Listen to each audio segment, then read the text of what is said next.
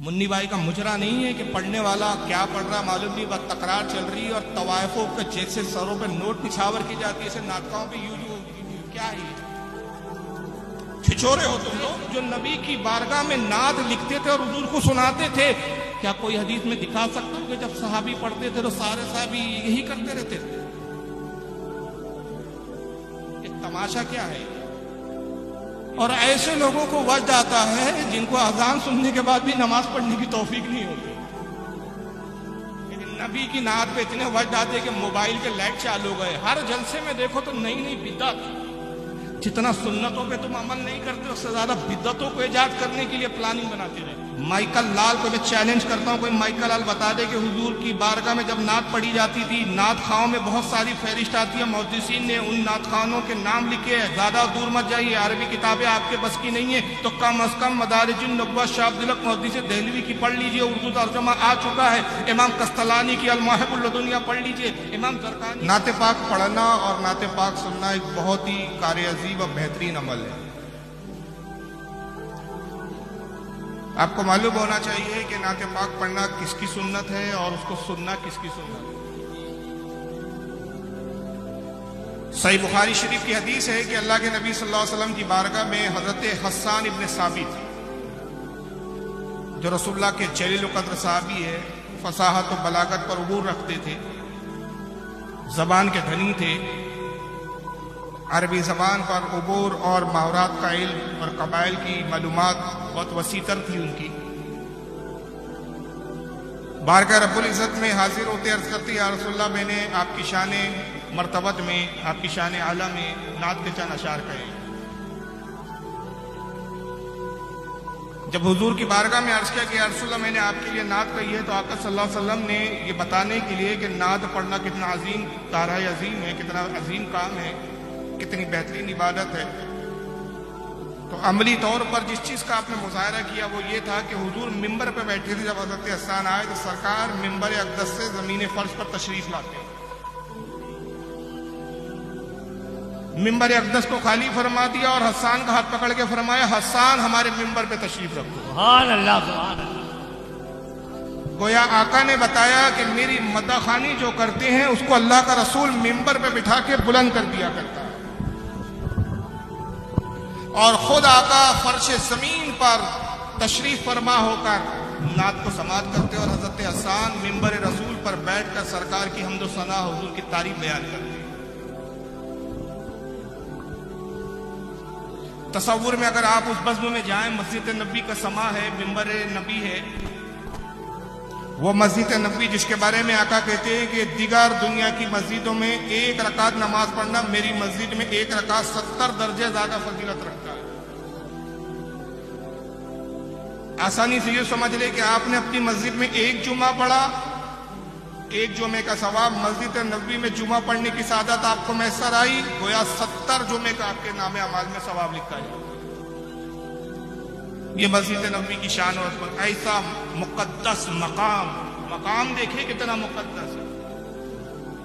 मद्दाह रसूल, नात खान रसूल जिस मकाम पे जलवागर है वो मिंबर रसूल है, जिसको सहाबा चूमते हैं और उसकी गर्द व गुबार को अपने आंखों का सुरमा बनाते हैं। और बज़्म कितनी मुबारक है, पढ़ने वाला सहाबी रसूल है और नात सुनने वालों में अबू बकर सिद्दीक है, उमर फारूक है, उस्मान गनी है, मौला कायनात अली मुर्तजा है, साद इब्न अबी वक्कास है, अबूद इब्न जर्रा है, तलहा हजरत तलहा अंसारी है, हजरत जुबैर इब्न अव्वाम है, जलील क़द्र सहाबा, जन्नती सहाबा जिसमें का हर फर्द जन्नत में जाना जिसका लाजमी है, जो जन्नती है, जन्नतियों की जमात है, जन्नती नाद पढ़ रहा है, और उन तमाम जन्नतियों का सरदार आका सल्लल्लाहु अलैहि वसल्लम खुद उस बज़्म में जलवागर है, गोया शम्मे नबुव्वत है और सारे परवाने मौजूद है। ऐसी अजीम बज़्म न कायनात ने इससे पहले कभी देखी, न क़यामत तक ऐसी बज़्म देखी। उस मिंबर पे बैठ के हज़रत हस्सान बड़े अदब के साथ अर्ज करते हैं कि वह अहसनु मिनका लम तरा क़त्तु ऐनी व अजमलुका मिन तलिदिन निसाउ खुलिक़ता मुबर्रअन मिन कुल्लि ऐबिन कअन्नका क़द खुलिक़ता कमा तशाउ।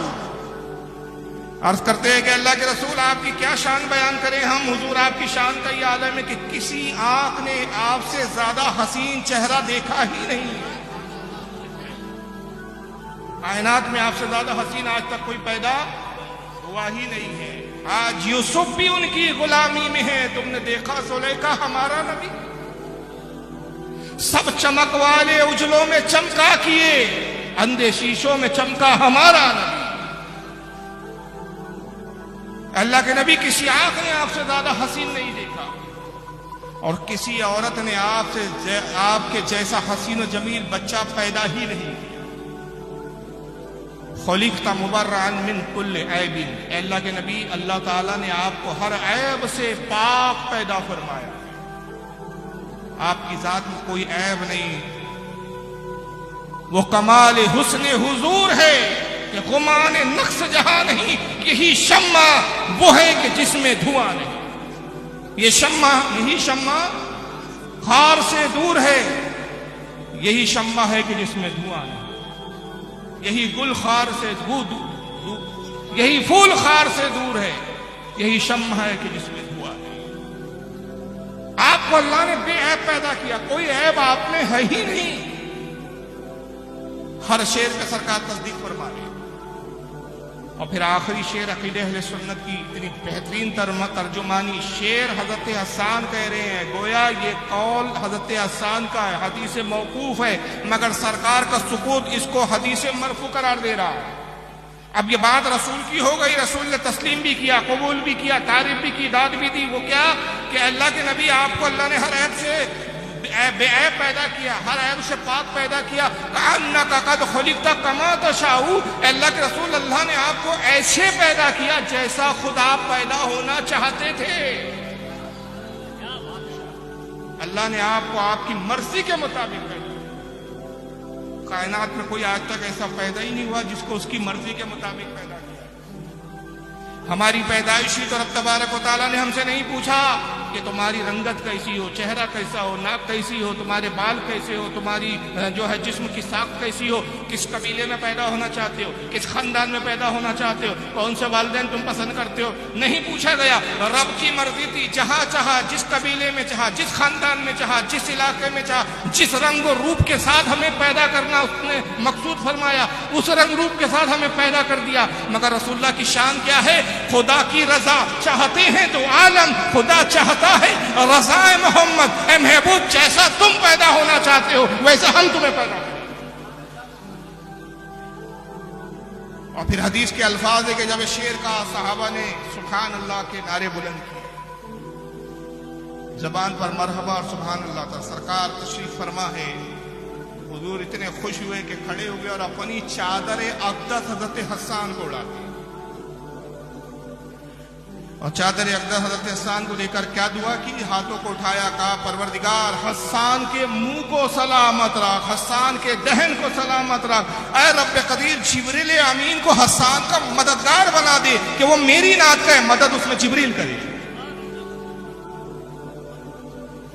ये है नात पाक का मकाम, ये है नात पढ़ने का ढंग और सुनने का तरीका। मगर क्या हमारी बज़्म आजकल ऐसी रह गई है कि हमारी महफिलें उसी महफिल की तर्जुमान है? एक तरफ हमारा अकीदा है कि रसूलुल्लाह जब नात खानी होती है तो तशरीफ लाते हैं, ये अकीदा है हमारा। हम इल्तिजा करते हैं, या रसूलुल्लाह करम फरमाइए, इस बज़्म में तशरीफ लाइए ताकि आपकी तशरीफ आवरी से बरकतें आ जाए और ये बज़्म क़यामत के दिन हमारे लिए मकबूलियत का सबब बन जाए। तसव्वुर है कि रसूल मौजूद है और अंदाज क्या है? भांड हो गया तुम लोग। माइकल लाल को मैं चैलेंज करता हूं, कोई माइकल लाल बता दे कि हुजूर की बारगाह में जब नात पढ़ी जाती थी, नात खाओं में बहुत सारी फहरिस्त आती है, मुहद्दिसीन ने उन नात खानों के नाम लिखे हैं। ज्यादा दूर मत जाइए, अरबी किताबें आपके बस की नहीं है तो कम अज कम मदारिजुन नबुव्वत शाह अब्दुल हक मुहद्दिस देहलवी की पढ़ लीजिए, उर्दू तर्जुमा आ चुका है। इमाम कस्तलानी की अल मवाहिबुल लदुनिया पढ़ लीजिए, इमाम ज़रकानी की शरहुल मवाहिब पढ़ लीजिए, इमाम जो है बुरहानुद्दीन हलवी की सीरतुल हलविया पढ़ लीजिए। यहाँ से वहां तक बेशुमार सीरत की किताब किताबें और जहाँ जिन सीरत और निगारों ने, जिन मुहद्दिसीन ने, जिन उलमा ने हुजूर की सीरतें लिखी, वहाँ हुजूर के उन असहाब का जिक्र किया कि हुजूर की बारगाह में नात कहने वाले कौन से सहाबी थे। उनमें हजरत हसन का नाम आता है, हजरत अबू बकर सिद्दीक का नाम आता है, हुजूर के चचा हजरत अब्बास का नाम आता है, मौला कायनात अली मुर्तज़ा का नाम आता है, ज़ैद इब्न हारिस का नाम आता है। ये वो मद्दा खान रसूल है जो नबी की बारगाह में नात लिखते थे और हुजूर को सुनाते थे। क्या कोई हदीस में दिखा सकता हूं कि जब सहाबी पढ़ते थे तो सारे सहाबी यही करते रहते थे? ये तमाशा क्या है? ये नात खानी है कि भांडों की मजलिस है? उलमा बैठे हैं, कोई कदर नहीं। रिमझिम रिमझिम रिमझिम रिमझिम रिमझिम, काहे की रिमझिम हो रही है?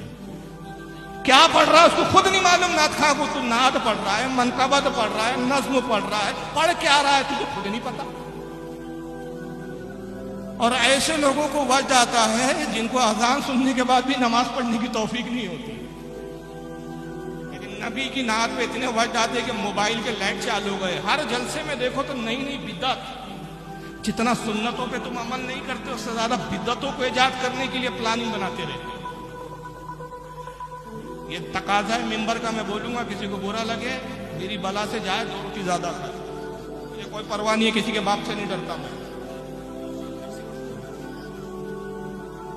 इस्लाह के नाम पे कॉन्फ्रेंस मुनक्किद करते हो? पहले अपनी तो इस्लाह कर लो, तो हम क्या दूसरों को दावत देंगे जब हमारी अपने हाल बिगड़े हो गए। आज मुझे इसलिए बुलाया गया है कि मैं बदअकीदगी जाहिर करूं और बदअकीदों का जो है रद्द करूं। लेकिन जरा हम अपने गिरेबान में भी तो झांके कि भाई हम कहां तक दुरुस्त है और कहां तक सही है। एक नात खां का मुझे ज़हन में जिक्र आ रहा है। नात कहते किसको है? मुन्नी बाई का मुजरा नहीं है कि पढ़ने वाला क्या पढ़ रहा मालूम नहीं, बस तकरार चल रही है और तवायफों पे जैसे सरों पे नोट निछावर की जाती है, ऐसे नातखाओं पे यू क्या है?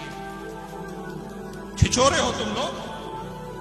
अरे तुम मुअद्दब कौम हो, तुम महज़ब लोग हो, तुम वो लोग हो कि इकबाल की जबान में सबक पढ़ शुजाअत का, अदालत का, सियासत का, अदल का काम लिया जाएगा तुझसे दुनिया की इमामत का। तुम दुनिया का इमाम बनने आए हो, नचनिया बन के रह गए। क्या इमामत और क़यादत करोगे? फिर जलील ख्वार नहीं होंगे, जालिम तुम पे मुसल्लत नहीं होंगे। तुम नबी के नाम पे ढंडोरा करते हो, कुस्लेबाजी करते हो। एक नात खां का मैं नाम बताता हूं, कौन है? अब्दुर्रहमान इब्ने जामी रहमतुल्लाह, आशिक रसूल। ये होते थे आशिक रसूल, ये होते थे नात खां। हज के लिए निकले, जब निकले तो सरकार की बारगाह में एक नात के कुछ फारसी में अशार किए